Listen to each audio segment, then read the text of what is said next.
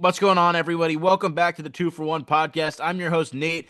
We're not here with Dion today, but we're kind of here with Dion. He's going to be a little bit in the corner over there, just our Jamie, if you will, for the episode. And I'm here with Josie. No Mitch, unfortunately, but we're going to get into some NBA power rankings today. About midway through the season, felt like it was a good time to check back in on the temperature of some of these teams, where they are facing off or facing up with the rest of the league. So, Josie, we're going to go from 30 to 1, but before we get into anything, I don't have any fun intros like Dion usually has for us, but how are you doing on this fine Monday night? I'm doing okay. I'm doing as good as I can. Got about 12 inches of snow out on the lawn, as much of the country does right now. But Yeah, pretty much the whole East Coast is kind of covered in snow. Even the Denver game, the football game yesterday, if you guys were watching that, oh every play it felt like there was another layer of snow on the field. I was like, oh, well, there's more snow, and there's more snow. And then the Patriots were wearing white, and I was like, okay, they're blending into the field. Little football talk for you there to start this Monday night. Anyways, though, should we kick it off with number 30, Josie? Do you want to take it away and get us started with who you have at 30? yes, I'll rip the Band-Aid off. Give us the least valuable franchise this season, and I think it has to be no question the Washington Wizards. Oh, okay. See, I had 29 and 30, and I debated it for a few seconds. But the fact that they scored 66 points in a basketball game the other night, I had to put the Nets at 30. And then they had another Mm. really poor performance after the Celtics game to follow it up. And I'm completely spacing on who it was against yesterday. Dion's going to check that for me really quick because I watched the game and I'm completely forgetting who the Nets are playing against. He is now currently muted and trying to speak to us, so that's Sorry. really It good. was it was the Clippers that got dogged by. But I think yeah, you can go with the Wizards too. Do you have a reasoning why you have the Wizards over the Nets I or mean, below? I just it's hard with these, like, I think bottom four, Yeah. really, maybe five, depending on how you look at one I team. had there's like four that are the clear like worst tier to me. Like you can call those Yeah, the garbage teams. The Pelicans, Kings, Wizards, and Nets. We all agree on that. agreed, agreed. Yeah. So I had it Pelicans 27, 28 Kings, 29 Wizards, 30 Nets. You could really put them in if you're a Nets fan and you really want to put them at 28, if that makes your heart happy, I am totally okay with you doing that. I think 28 Yeah. actually might be a little high. 29 is probably the highest you can go with the Nets for me. I'm just Then we curious, got like, how are you guys so high on the Pacers? Like, they don't even come up in this discussion for you guys? I mean, the Pacers have won a few games. They're 5-5 in their last 10. They actually look somewhat competent. Okay. A few of these nights, they don't look like your tip. They don't look as bad as some of these other teams do. I feel like on a night to night basis, there are nights where the Pacers look like wow. They're that's there's a reason why they are a lottery or a top three odds team without Halliburton. But I think there's some nights where they come out and they're really competitive. Siakam has some really good games still. When Nemhard is on and playing like the player that I think a lot of people expected him to be without Tyrese Halliburton, they're not the worst team I've ever seen. Like I think they're clearly above that the very, very bottom tier, at least for me. Hmm. Josie, are you on the same page? That's exactly right, man. I think they have an energy that these other four teams just don't have. Like, the Pacers have a ceiling that the other teams don't. And I honestly feel like there's an element of them knowing the season's over before it even began, and them just kind of not really, like, yes, there are some nights they come out and they're in full force, but other nights they're really not bringing the energy. And Yeah. I don't think that that's like because they're bad. I think it's just because they know it's a human element of the game of Yeah, basketball. And it's yeah, hard it's to want to keep going when you know your best player, your leader, the guy that kind of galvanizes the whole team is just not going to be there for the entirety of the season. It's not like even with the Celtics where there's like, oh, we have this semblance of hope that Tatum is going to come back and still be this effective player. It's like Tyrese is does not have the miracle Achilles that Jason Tatum seems to have. He's going to be out for the whole season. But yeah, they're not. I think Siakam too, in and of itself, or in and of himself, is better than pretty much all the players in those teams combined too, other than maybe Michael Porter Jr. also the coach, like Rick Carlisle, is amazing. Like, Yeah, if these guys got in a playoff series, God forbid, with any of these teams, like, it would be decimation. So 26. I have the Jazz. Who do you have? yeah, that is my next team as You got the well. Jazz. Then I have the Yep, Pacers. correct. Same. Oh shit. Okay, okay. So then we have the Pacers. Then I have the Bucks. Okay, so the Bucks were hard for me because they've been so bad this year. Like, they really deserve that spot, but You went higher. I, I did put them a couple spots higher. All right. Who To did you get at 24? Dion, don't be mad. I know they've been good recently, Oh, but I he's gonna had be to put the pissed. Hornets in this spot. Ah, man, I you're just sleeping. think, again, maybe on their best night they are better than the Bucks. Maybe if you use that same argument I just made for the Pacers, then I could see it. But if you take the whole season, not just this recent month or 2 months, I would say that the Hornets just they have not. I don't know, man. I mean, There's they something did. missing with them at the beginning of the season that they figured out, but I don't know. I'll give you that they definitely were like below expectations because I thought a lot of us were hopeful that maybe they would be fighting for the play-in earlier in the season, and they kind of came out the first few months bad. But with power rankings for me, I'm definitely giving them the benefit of the doubt because it's recency, and even the past 15 games they have the fourth best net rating in the NBA. And I know it's not the biggest sample size, but we've also only played like under 50 games this season, so 15 is still a decent chunk of games. They were better before that too for a small stretch. Brandon Miller and Khan and LaMelo buying in seemingly to some winning basketball has just been a revelation for them. They've been one of the best offenses in the league. They're a really good rebounding team, which I did not expect out of them. Shout out Musa Diabate because he's pretty much Yeah. going into that season, other than Kalkbrenner, was the only center on that team, and he just really every single play he's one of those guys that gives 110%, will not take a play off, and I really just shout out to Musa Diabate. So I do have the Hornets a few spots higher than that. I'm curious then, who do you have right above them, the Bucks at 24 or 23 then? Yeah, so my next team, all these teams are either really trash or like bordering on mid. Like the Hornets, for example, I couldn't put them over a team closer to 500, right? Yeah, I understand. Like the overall record still sucks, but also the point differential thing, them having a positive point differential, Yeah, great post is today. something significant to me to see a team that's well under 500, but they're still somehow outscoring their opponents, Yeah, I think that usually. would be my case for having the Hornets a couple spots higher because they have two more losses than the Bucks. They're two losses behind in the column, but like if we're talking about power rankings, like the Bucks are just hitting a nosedive right now. Whereas like I think the Hornets are starting to like put some stuff together with LaMelo and Brandon Miller actually being healthy. And like you're Yeah. saying with the point differential, like when they have their guys, I think the Hornets are pretty good, man. Like I Yeah, don't like want to if be you're biased, talking but about the the Hornets rest are of the pretty season. good. Like they do oscillate between like winning by 40 and losing by 40. So like, they're not consistent yet, but if we're talking about like power rankings, I would 100% take them over the Bucks. Like the Bucks look terrible right now. So Argument I heard about the Pelicans a couple weeks back, and they've never figured it out. Yeah, So okay, that's a good point. I took into account the fact that Giannis is going to be out for multiple weeks. We saw just Chris Haynes today said yeah, he thinks that he's played his last uniform or last game Hmm. in a Bucks uniform. The Bucks honestly could have fallen into that bottom 5 to 6 Yeah. if I was really feeling like it. I was close to having the Jazz over them just because of Keontae George alone probably being better than everybody on the Bucks roster. That Miles Turner contract, it's not the worst thing ever, but it was just such a pointless thing to do in hindsight. And I feel like a lot of us expected it to end up being a pointless move. They have done everything wrong. And I'm not going to say that Giannis is free of blame, but just everything the Bucks have done, about managing their roster and managing their talent and their coach. Like the Adrian Griffin move to this day makes no sense. And the Doc Rivers transition is kind of where everything really started to unravel for me. Yeah, I think yeah, the there issue was a with lot of the like waving and stretching Damian Lillard to sign Miles Turner, it kind of forced him into a box where like people they were talking about like, oh, they might make one more move to go get John Moran or Zach LaVine or Jeremy Grant, whoever it might be. They kind of needed to do that in order to justify waiving Dame to go get Miles Turner, because obviously that one for one wasn't going to be enough. Put themselves in a corner of like, well, now we have to go all in, but they're not going to do it because the season has just gone to shit and Giannis is hurt now. But like, yeah, it's just it's compounded on itself by like not making that next move. Like you want to talk about a team that just cannot draft too? Like Tyler Smith, they took last year. He's not in the league anymore. He's in the G League, I'm pretty sure right now. They cut him after 1 year. Chris Livingston, another guy that they gave a Chris bigger deal Livingston, to, got cut. He AJ never. AJ Johnson, Andre Jackson. I constantly see every single year the Bucks make this pick. You're like, huh? It hasn't panned out once. There's not been a single instance. Can yeah. you name me a Bucks draft pick from the last 5 years that has been anything of note? Not necessarily for the Bucks, but they did draft Dante DiVincenzo. I They was traded gonna him say for Serge Dante Ibaka, DiVincenzo is literally the but only person. Anyways, all right, let's keep it chugging here. So that was 23, right? Yeah, yeah.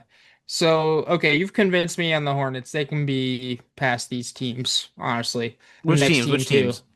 The Grizzlies. The At 22. Grizzlies. Yeah, yeah, the I Grizzlies. Go I had ahead. I had the Grizzlies or I had the Grizzlies at 23, then 22 I have the Mavericks. Yeah, those are we were talking about that today.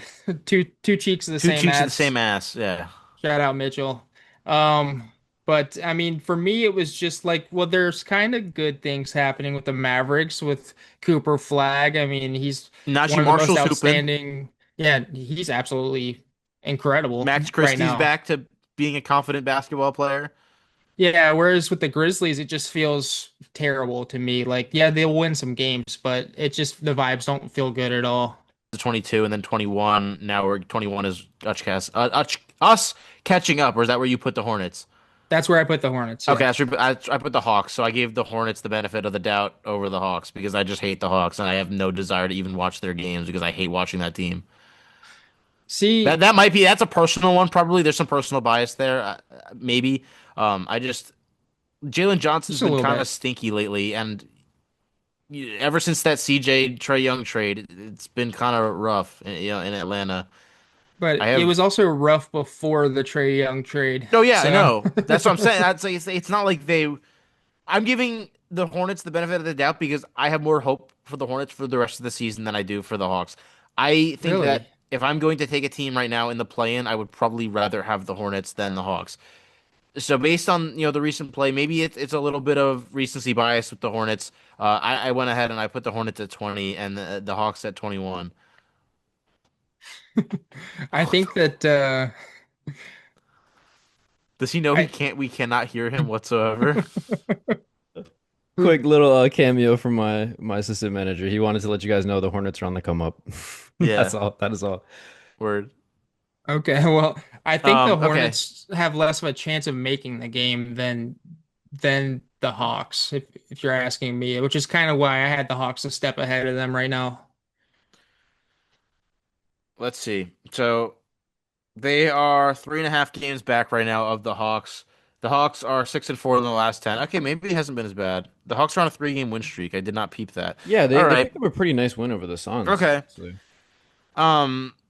Yeah, I don't know. I Something get it about though, the yeah, because like Hawks. Jalen Johnson has not been quite as good recently, and when I he's think not like at his best, they are kind of like to I'm like watch. Jalen Johnson when he's playing like mini LeBron. They're a really good team. I just think that not that Jalen Johnson's been figuring out, but he's having to now deal with being the first option and dealing with defenses adjusting to that. So he's going to take some time to adjust to that. I think there's going to be a rough period. Do I think Jalen Johnson is someone I'm out on or lower on because he struggled for a few games? No, not at all. But I just think overall, I'm really excited by what the Hornets are doing. There's something about the way they've been winning with having such large margin of victories in some of these games. I know they've gotten blown out a few times too, but when everything is clicking for them offensively, they are one of the best offensive teams in basketball, and that's why we've seen the crazy offensive numbers. I just I love the duo of Brandon Miller and Konchavold so much. They are going to be really fun as long as that Hornets team doesn't fuck them up and mess everything up around them for years to come. And so, yeah, I guess maybe I'm riding just the young, fun team in the Hornets. I'm going to put them at 20. We spent a lot of time talking about that. So let's go into the top 20. And now, at 19, who do you have, Josie? I have a team who, if you were making one more slide in our post today of teams that are under the radar right now, the Chicago Bulls, very surprisingly Hmm. over 500 right Yes, now. 6-4 in I the don't last think 10. people are really clocking that at all in the GM's perfect scenario, which is making the play-in tournament right now. Yeah, I also put the Bulls here at 19. I think the Bulls are good. Nikola Vucevic has been a really nice surprise with Giddy out the past couple of weeks. He's really stepped up and looked like Nikola Vucevic of old when he had to drag those Magic teams with Evan Fournier as his only real form of help. With Giddy back, hopefully they can start to get back to where they were early in the year, but I don't see them going back to that team that we were like, okay, maybe this might be a top six seed in the East. They're a playing team like they've been the past however many years, every single year that the play-in's been around, right? They've been in the play-in. Yeah, and then 18, I have the Orlando Magic. Okay, so yes, the Magic. So I looked at mine more as like how they've done the whole half season. So for right, based on how they've been recently, I think the Magic at 18 is totally The acceptable. But there offense is is one team who did lose a major piece since our last episode, what since the last episode I was on. That's the Warriors. Yeah. I I have think, them one spot above. So Steph is still Steph on some nights, but there are, the nights where you see he needs more help. And if Moses Moody can step up a little bit, if Jonathan Kuminga can even be like a 14, 15 a night guy when he's back from this injury. He played well in the first game without Jimmy, so maybe there's something there. I did have the Warriors ahead of the Magic though, just really because of Steph alone, I think. yeah, but then you have, situations, like tonight where he's not playing. Now that you don't have Jimmy Butler, I just feel like, okay, what are they gonna do now? Like No, this yeah. team is really vulnerable without Steph on the floor. They So are really stuck. There's not much that the Warriors can do. my next team has been the hottest team in the NBA. If we're doing if we're doing like pure power rankings like this week, then I would put them in the top 10 probably. Because they're actually a good team, legitimately good team. I'm talking, of course, about the Clippers. Overall in the season, like we can't forgive the fact that they were just absolutely abysmal for, 2 to 3 Yeah. months. So to me, they belong in the middle. However, they're one of the only teams where I've seen them be one of the worst and one of the best teams in the same season. Who do you got at 16? 16, I had not the Magic, I had the Heat. I also had the Heat at 16. I felt they were right smack in the middle at 15 and 16, right in the middle of the teams. The Heat are just meh. They really are. I mean, they started the season strong and then they've really, declined, and then now they're kind of back to a middle of the road. The definition of returning to the mean. Bam's had a few better games as of late, but they're just so injury riddled with, Tyler Hero being in and out of the lineup. Bam missed a few games with injury here and there. Khalil Ware is now out with injury. There's just a lot going on right now in Miami, and also Khalil Ware beefing with Eric Spoelstra is an interesting Mm. subplot of the season. The Heat are just in a weird spot. They're in the same spot they've basically been in the last, 2.5 seasons, even with Jimmy. So I think, 16 is fine. Can I ask you guys quickly, like quick temperature No, check on I Tyler don't think you Hero? can. I'm going to On anyway. on, Quick on Tyler temperature check Hero? on Tyler Hero because like I'm not here to say like they're better without him by any means, but when I watch them play, like I just don't really feel like a strong need for Tyler Hero is there. Like I just feel like not that he's expendable. I don't know. I just want to get your thoughts on Tyler Hero because I don't know that necessarily it's smarter to move forward with the 32-year-old Norm Powell as your shooting guard instead of Hero, but like he's feeling like a little odd man outish to me, and I don't know if I'm crazy for that. I think part of it's the fact that he's been so in and out of the lineup. I feel like overall their ceiling is so much higher when Tyler's in the game and when Tyler's playing because he fills two roles for them. They needed an extra ball handler and a guy who can. He's probably the best point guard on the team. Davion Mitchell's having a solid season, but if you're talking about a guy who can play the one, get his teammates involved, and also get his own, Tyler Hero is by far their best guy on the team. I don't I know. don't really like Honestly, the I don't mind narratives David that. Mitchell at point guard. I think he's. I was never a fan of his coming into the league. I really liked him this season so far. Like, I don't know. I What don't do you love think him about offensively. Hero He's Josie? just a spot up shooter Yeah, fair. offensively. But I mean, he's averaging career high in assists. I think he's at like seven Yeah, and a half he assists a is. game. So He like, is, but a lot of that's just passing to Norm Powell sidestep three. that's fair. But that's kind of my point. Is like, how much did this does this team really need Tyler Hero versus like I still think he has really high trade value. So I'm just curious about like what they could maybe get for him and if that would What make the more hell are you sense. trading Tyler Hero from that's I don't making know. your I don't team know. I'm better? just throwing out the idea. Like I don't know. Maybe I'm I crazy. th I think they do need Tyler Hero if they want to Yeah, be like a playoff team. They need him to perform. I think the problem is he's been out of rhythm this season and hasn't been on exactly. the floor. He's a rhythm guy. He's a volume shooter. And yeah, I think, he's one of the most tenured guys on the team at this point. And I think really what this is Dion doesn't want Tyler Hero to get into the all-time Heat books as Why? one of Why? the top Why scorers. can't? I don't What does care. Dion has some personal I vendetta ain't against worried Tyler about that. Hero? So we have the Heat at 16. We're both matching there, so no complaints. Let's get down to 15. We're into the top half now, right? That's how math works. Or is 15 actually right in the middle? Or how does That's that? 15 on both pure. sides. So yeah, the number 15 is in the top half. Yes. Okay, good job, Nate. Math arithmetic, Mick. That's not a word. 76ers, that's who I had. Josie, your thoughts? Yeah, so this is where I ended up having the Magic, which it was kind of I will say that my theory is some of these teams are not giving their best effort right now in January, which I think is true about several I teams. think it's But hard to try.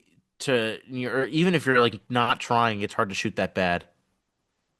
Well, that's been a thing for them forever. No, I know, but it's they got Desmond Bain. It's still worse. They don't let him take threes. He takes like six threes a game, and they're like, no more.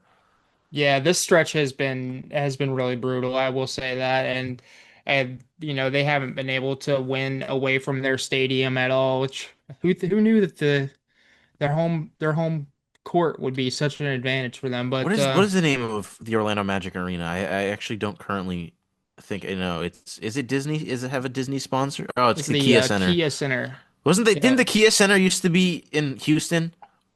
I could have, or no, the Toyota. It's the Toyota Center. Completely wrong. Oh, actually, excuse me. Bane is at 5 3-pointers attempted a game. That's not even six. Six is actually higher than five, and that's not the number that he's at. I Yeah, just and think that they're saving it. It's just What do what you it mean they're feels like. saving for it? Don't when? shoot. Don't. We don't want to get. We don't want you to get in rhythm. We just want you to take five. If you make three of them or two, All that's right, yeah, good. good point. Good point. You, You're right. I don't Yeah, understand why they got Desmond Bain to do this job, and they're like not letting Desmond Bain do his job. Instead, it's Paolo ISO at the elbow, one dribble pull up, contested fadeaway mid range, and then Georges Niang goes, keep shooting those mid ranges or whatever the hell he said to him at the free throw line. Paolo has not been as bad as some people make it out to be. He's actually been better, I think, in the last few games. But overall, I just hate the mix of players on the team because Jalen Suggs is not a high IQ offensive player. Paolo Banchero is not a high IQ offensive player. Pretty much everyone on their team outside of Bain is not really. Anthony Black has moments and then moments where he's like, all right, I can see why you're still a very young player in this league. He's been better offensively than Suggs, which is not super surprising. Mitch talked about it with us earlier in the season, and he was all aboard the Anthony Black train. It's pretty much just pick your offense or defense because Suggs has been just really bad shooting the ball, and not like he's alone in doing that. But Jet Howard has still not been anything for this team after they used a lottery pick on him last year. Mm. I just think the Magic are constantly disappointing me. yeah. I like All to right, think that's that that's like fair. it's been injuries or whatever, but for one, this is the third straight season in which they've been 23 and 21 through 44 games. That's And crazy. like I know Paulo and Franz have kind of like been trading off who gets to be injured at this time of the year. They just got like go back and forth, but they're 8 and 8 when they played together this season. Like something I want to say it's like fundamentally broken because like they're a middling team. It's not like they're ass, but like there's like something clearly But doesn't work here. And coming from the perspective of a Celtics fan, I don't want to be like, oh yeah, split up your two best players. They're too similar. Like who am I to say that, right? Because I was advocating for not trading the Jays for the longest time. But it's just so clear to me when I watch this team, like it's just not the right mix. Like I would not mind for 1 second if Jamal Mosley got sent out of there. Like I think that would be justified. But I don't know that that's necessarily going to fix anything for them. It's just not the right group of players. Like they got a bunch of talent here, but it just doesn't really come together to be a good and NBA team. And they looked better in the playoffs because of Paolo heroics. And right now, with how he's been playing, I'm just not confident that Paolo is going to come and save this team when they're coming down to a 7 game series. At this moment in time, I think they're the 7 seed right now, so they would end up being matched up with the Celtics in the first round. And I just, no, sorry, the 8 seed right now, so they'd be in the play-in. Let's assume they end up as the 8 seed and they make it through in the play-in, and they're matched up right now with the Pistons. Like Detroit has everything Orlando does defensively, except for they can actually score the Right. basketball. So Yeah, there's Orlando might Yeah, actually that's average true. 80 points per game in that series. Like like, it might be that bad. because you have the team in like the Pistons have kind of overrun and taken the Magic spot as that physical young team in the East, and they've done everything that Orlando's been trying to do. Cade and Duran, their young duo, are playing beautifully together when they're in, and then you have Franz and Paolo who can't stay healthy together, but also when they play, there's just no synergy. When you look at Cade and Duran, you see the synergy with those young guys, and you see how they play off each other. Even with a guy like Tyrese Maxey and VJ Edgecombe, younger-ish duo, you have two young guards that you can see play off of each other. And I think when you're trying to build something, you want two guys that play off of each other. Even in the moments when people were like trade Jason and trade Jalen, they still played off of each other because of the system that they were in, under Brad Stevens and under Joe Mazzulla. So I think that there was at least a vision with all these other, duos of guys you're putting together. I don't see anything when Paolo and Franz are on the court. And then when they're off of it and separate, I still am just not seeing what I was hoping to see out of Paolo. And Franz, even when he came back, was not very good from injury. So I don't know what the Magic do at this point. We said to add shooters. They added a really good shooter, but maybe it is Jamal Mosley because you can't just Yeah. have Desmond Bain shooting 5 threes a game and hoping that's going to improve, your 31.9% from three last year. They're up to 33.8. Like hallelujah. I just, yeah, something about them just when they get into a 7 game series, they feel like a completely different team than they are right now, don't Yeah. they? I mean that's where I'll give it to you. And the other teams that I have below them, I don't like enough to be like, all right, I don't see your take for it. When it comes to playoff experience, other than the Warriors, they have more than all of those other teams that we just talked about. So I don't hate you for being more believers in the Magic than maybe a team like who do I have? I have the Bulls above the Magic too. So Here's like an if interesting stat about the Magic. Their net rating this season, exactly zero. They are 115 offensive rating, 115 defensive rating. They are Pure dead mid. even. They're pure mid, exactly. So all right, so you have them at 15, right, Yep. Josie? All right, Yep. so I had the Sixers at 15 just because I mean Embiid's had some good games and then he just can't do it for a full 48 minutes. And he got hurt again against the Knicks, or he was having knee issues again against the Knicks after 28 points in the first half. Then the second half, some of the worst misses he could possibly have, just like off the side of the backboard, like no rim, or if it was hitting rim, it was like a hard miss off of the rim, like clanking. He's just clearly not healthy. And he's been great. Like Joel has been really good when he's played recently. And I'm not usually one to give Embiid credit, but he's been really good. And I think the Sixers are better than I'd expect them to be. And just because their overall talent on the roster when they're healthy, I guess I'll put them at 15. But to speed things up a little bit, 14 is where I have the Clippers. So you had them all the way at 18, right? I had them at 17. 17, okay. And I had the 76ers at 14. 14, okay.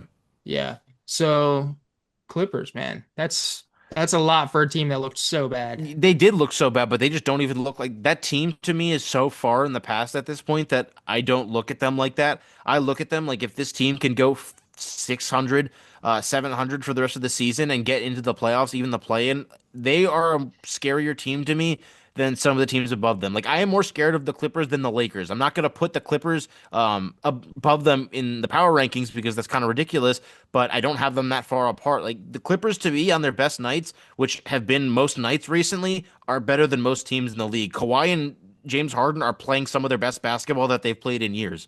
like, am I crazy? Is this a career year for Kawhi Leonard? Like, I think Yes, No. statistically it probably is. 28 points a game is the Yeah. highest since he had in Toronto.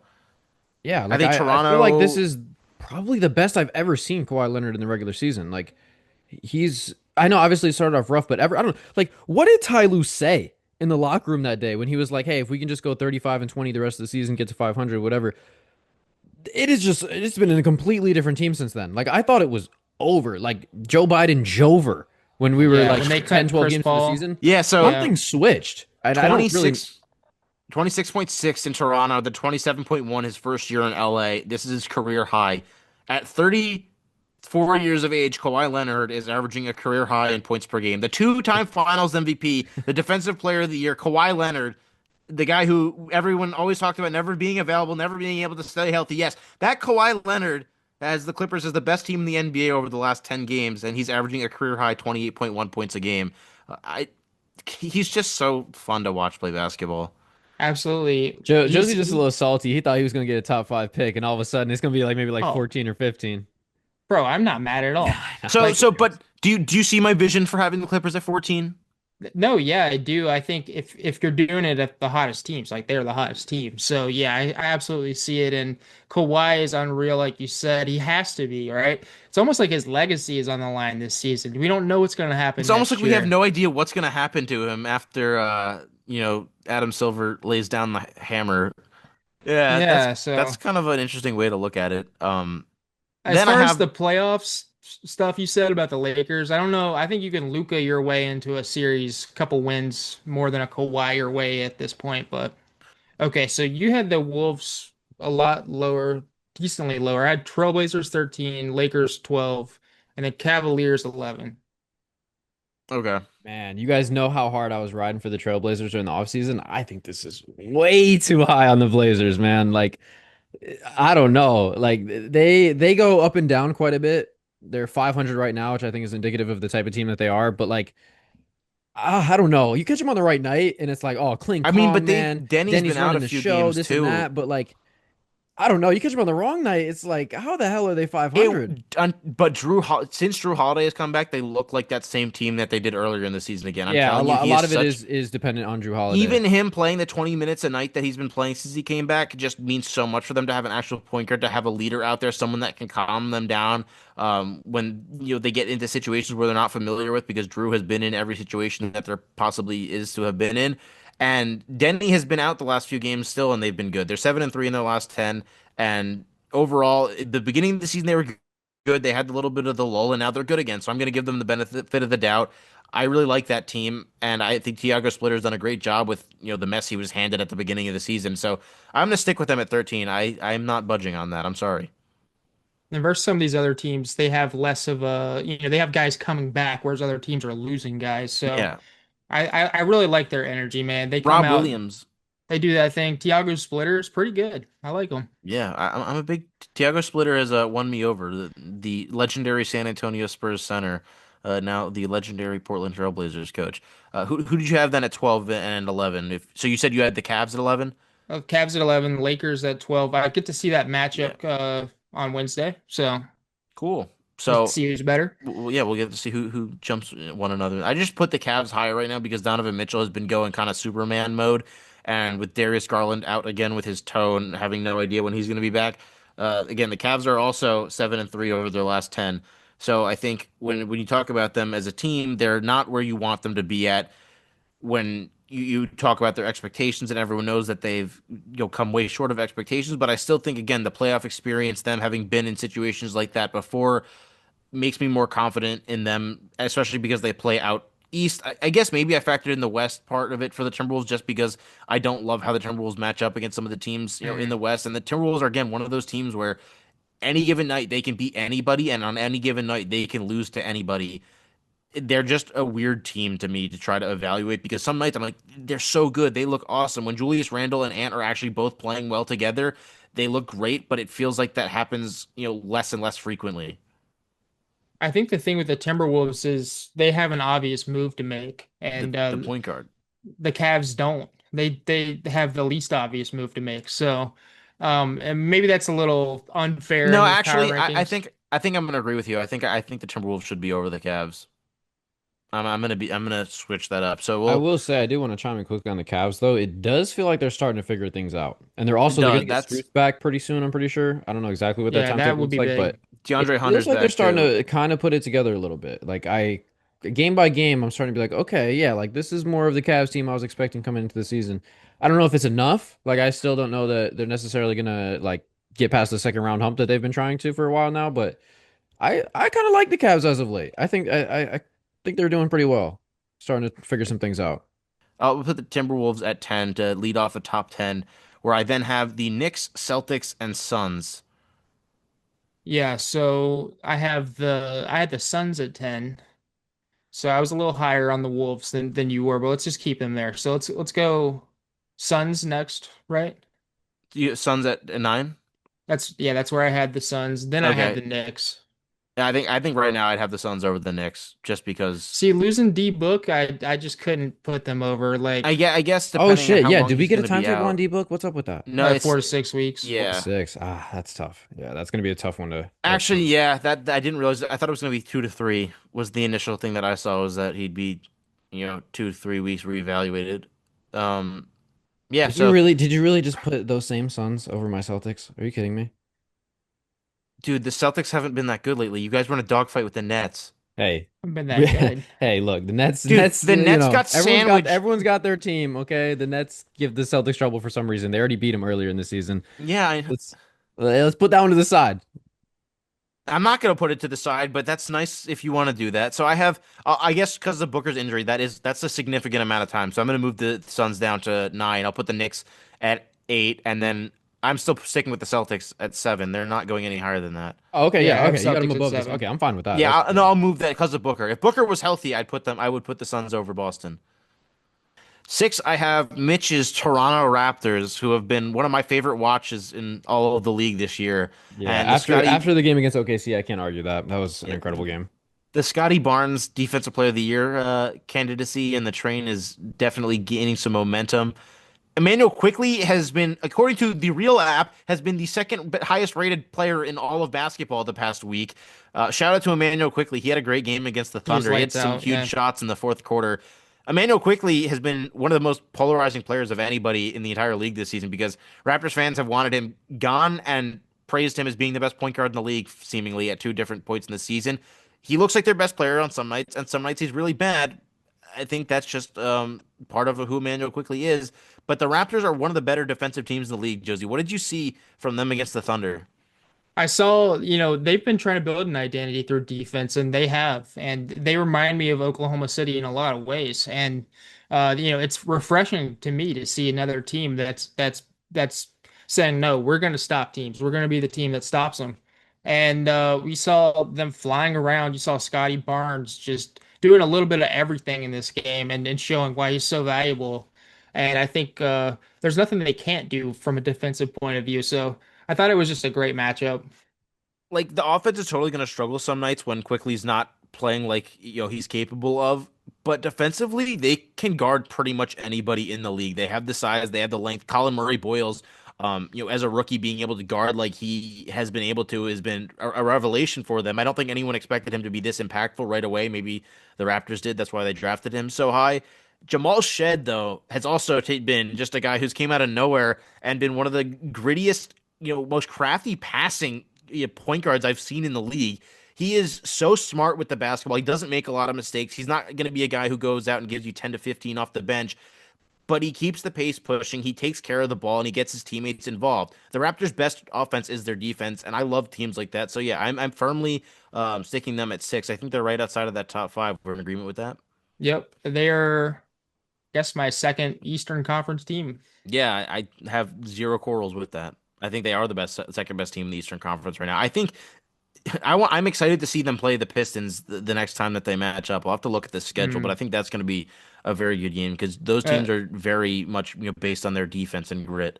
Let me suggest you this: throw Jason Tatum out the window. Raptors versus Celtics, 7 game series. Who you taking? It depends on how Jalen Brown. Like if Jalen Brown goes absolutely nuclear, I might take the Celtics. Yeah, But I think because the Raptors can't exactly exploit the Celtics' lack of size, I think the Celtics defense would do enough to stifle Toronto's offense. And then I think they got enough weapons. Like with the way Simons is playing recently, I think they have enough weapons to overcome the Raptors defense. So obviously I'm biased, but I would take the yeah, Celtics in 6 or 7. Okay, that's what I was thinking too. But it's funny that right did now we you have the power rankings kind of flipped. that like pained me physically? The how I many didn't do that. games I you did said? not do that on purpose. I'm sorry. Um, that's the thing now. You can't say those two numbers next to each other anymore. We got to go seven to Maybe one eight. day. Maybe one day. Top Celtics five in seven time, to eight. guys. Top 5 time. Number 5, I have the San Antonio Spurs. So this is where I think the next three to me are kind of, you could put them It's in any tough. order, low Yeah, it's key. tough. To me, I had the Rockets fifth Yeah, I had them because, 4th, so yeah, I think my fourth is Spurs. So yeah. Texas teams here, but like for me, like the Spurs have really been impressive when they've had everyone on the floor. Like there hasn't been many teams other than them where it's just like, okay, I need to watch this team play basketball.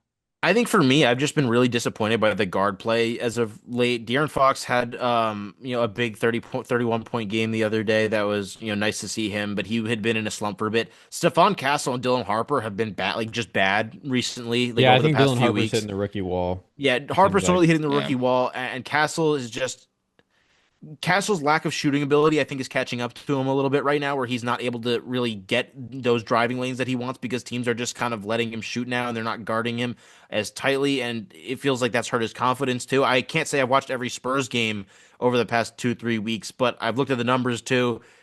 Stephon Castle was a guy that was really impressing me earlier in the season, and it felt like everything that he was doing that was impressive to me hasn't kind of continued, except for the rebounding and his effort is still good, which I appreciate. I like that it hasn't really affected his effort side of things, and he's still been playing hard. The Spurs haven't been bad by any means. They just haven't been this juggernaut team we thought they might have been those after they beat OKC those 2 times. I think we're seeing kind of the inevitable struggles that a young team was going to have.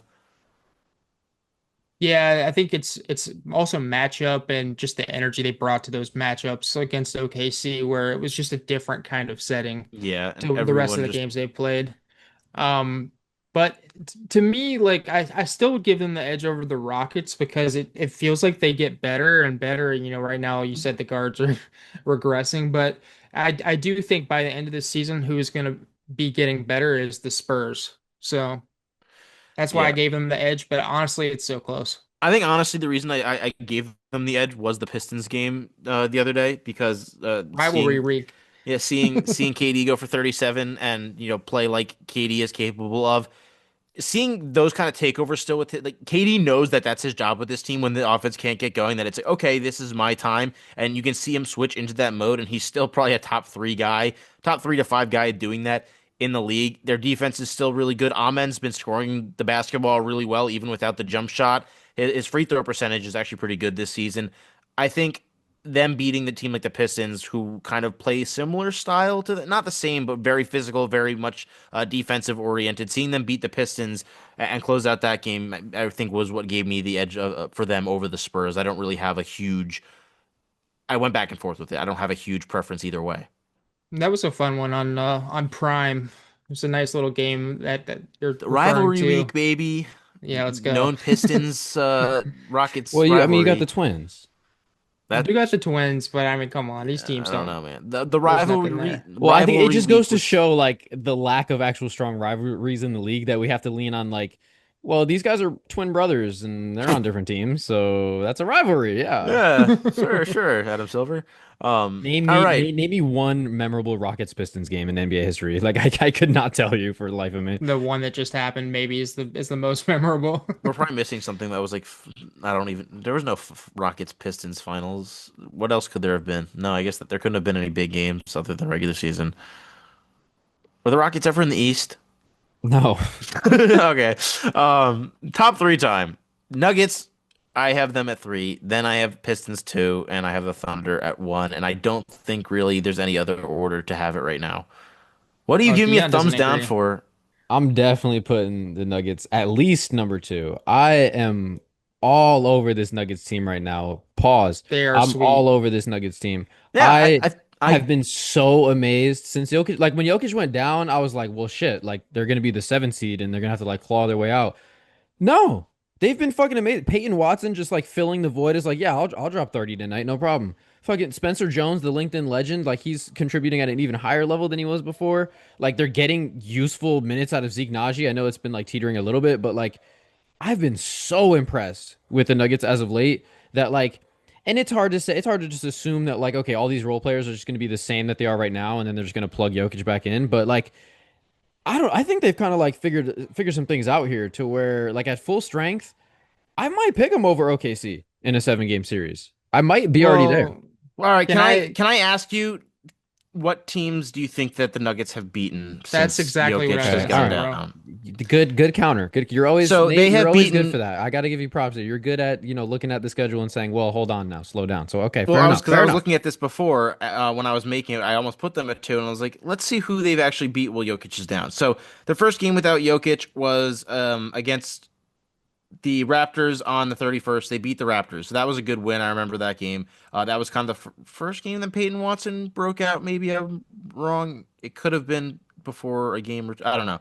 So it was the 31st against the Raptors. They won. Then they lost to the Cavaliers. Then they lost to the Nets. Then they beat the Sixers and the Celtics. Then they scored 87 points against the Hawks and lost. Then they beat the Bucks. Then they beat the Pelicans. Then they beat the Mavs. Then they beat the Wizards. Then they lost to the Hornets. They lost to the Lakers. They beat the Wizards. They beat the Bucks. They beat 2 good teams in there. Not a gauntlet, 3. but when you look at like who they actually had on the No, floor for them to play I this know. low I'm at a saying level. I am impressed that they haven't completely fallen apart without Jokic. At the same time, I didn't expect them to just completely fall apart without Jokic. I think not having Valanciunas for a few of those games was more surprising to me that they survived that also. But this is a good roster. I still, if you were to ask me, like if you were to say this team versus that team, like no names on them, like take Jokic off the Nuggets and you put up the Wizards and the Nuggets, like I would expect the Nuggets to win. If you put up those 2 teams against the Nets, I'd expect the Nuggets to win. The Nuggets roster isn't obviously a playoff team without Jokic, but they're still better than the poopy teams. Well, that's what I'm saying. Don't they have a winning record with him out? They're like 6-5. Yeah, they're like but Yeah, but Wizards was it's two of not been those. they're 9-5 without Jokic, but again, like six of those wins have been against teams that I would have chosen them to win. I probably would have picked them as favorites in anyways. Fair enough. I'm not I like just saying that to I just discredit them. really I just like think that the I don't know. I think the Maybe I'm being Pistons are contrarian. I don't know. I think the Pistons are deserving of the number two spot right now. I think they're by far and away the best team in the East. They're going to have a pretty easy road to the finals if they don't run into the being inexperienced part of things and having that kind of derail them. But to me, right now at the moment, there is such a big gap between the best and second best team in the East right now. Unless other than if the Raptors actually just keep playing, this crazy well. I got to give it to the Pistons at two. I don't, Josie, do you agree? Yeah, absolutely. I think the Pistons have been. I Yeah, mean, they're in Dion, play for get the out number of one. here. Right, They're in play all for the right, number all one right. Let overall me seed. just have my moment with Denver, okay? All right. Let me just All right, so Nuggets, Pistons, Thunder. Should we recap the whole list? Well, did you guys want to tier it out? Kind of place it in a tier. Like Yeah, yeah, where we would can you tier kind of it make Yeah, out. the let's break? tear this out. So we got the Josie, we got the content. We could say like like firm contenders, the top five. You'd say. So I would go Thunder, If we 1A, want to Pist. throw the 1B. Raptors in, maybe are they I contenders don't. or I would no? see. I'd have the Raptors right on the outside of that, like true Yeah, I'd go contender. top three as the 1A and then Houston and San Antonio as like 1B because they're obviously better than the teams below them, but I don't think they're on the same tier as I'm those. gonna keep it real. I don't think the Pistons are contenders. Like I don't see them winning the NBA Finals. But I think anyone that you can But see they have making to the be. I finals, mean, you they have to are a consider a contender though, contender. but they'll be Yeah, anything contending can happen for it. once you get to the finals. So That's true. That's true. All right. So I'd say for me, I don't. I'm cool with splitting that up. So you have the 1A contenders and the 1B contenders. So you have the Pistons, the Thunder one, the Pistons two, the Nuggets three. So that's your 1A contenders, and then the Rockets and Spurs are your 1B contenders. We're cool with that. That's good. Okay, cool. So then we have 6, 7, 8, 9, 10, and then maybe 11. I think that the Raptors, Suns, Celtics, Knicks, Cavs, and Timberwolves should probably be the same tier, and maybe the Lakers. But I yeah, don't those are want. like outside looking in. Like you could see I would them say making the dark finals, horse. I but would say yeah, that's yeah, the dark dark horse. Yeah, horse. yeah. I don't know if I'd have this. It's tough, man. I don't think the Suns really belong in the same tier as the Raptors. Like that does not feel the same. That's fair. I agree with that. Yeah. Yeah, actually, yeah, if the Suns made the finals, like I'd be pretty Yeah. shocked. Okay. So we'll go 6 Raptors, 7 Celtics, Yeah, 8 Knicks, 9 Timberwolves, 10 Cavs. that's good. That's good. And so yeah, that's 6 through 10. Those will be our dark horse contenders. And then we have so the outside looking in, then we'll have 11 Suns, 12 Lakers, 13 Trailblazers, 14 Clippers, and then 15, 16 Heat and Sixers. I think that's fine, but I still think you guys are That's too low on the Clippers and too high on the Blazers. But I'll settle for that list that you just went off. That's fine. All right. And then we have after that would be I had Golden the State. Warriors, Yep. then the Bulls. Yep. I had the Magic at 19 though. You had them higher. That's right. But you sold me on them. All right, so So we'll have the Magic then at 19. The Hornets at 20 is where I had the Horn. I know you had them lower, so I'll move them a spot below. I'll put them below the Hawks. We'll put the Hawks at 20. yeah. We'll put the Hornets at 21. The Yep. Mavericks at 22. The Grizzlies at 23. The Bucks at 24, right? Okay, that's a new tier. That's a new tier now. Yeah, we gotta Bucks got to be in a tier below. Oh yeah, okay. So we should cut off the I think we should cut off the outside looking in at probably the Magic. I think the Magic should probably be the last team Yeah, in there. yeah. So we'll go from Suns to Magic, so from 11 to 19, and then we'll have the just play-in teams, I guess, right? So the Hornets 20, 21 the Hawks, 22 Grizzlies, 23 or 22 Mavericks, 23 Grizzlies, Bucks. Are we cutting it off at the Bucks? Like I are the think you can Bucks? include the Bucks. I think that's the group of like playing hopefuls. Like they hope like best case Yeah. scenario they get into the plan. That's the group there. And then I think the Pacers and Jazz are alone in bad, but not the worst. We'll call that Yeah, bad, but bad, but not the like not worst. tanking, kind So of yeah, ish. 25 and decently 26 competitive. are the Pacers and Jazz, and then the last four Pelicans, Kings, Wizards, Nets. That was a mess.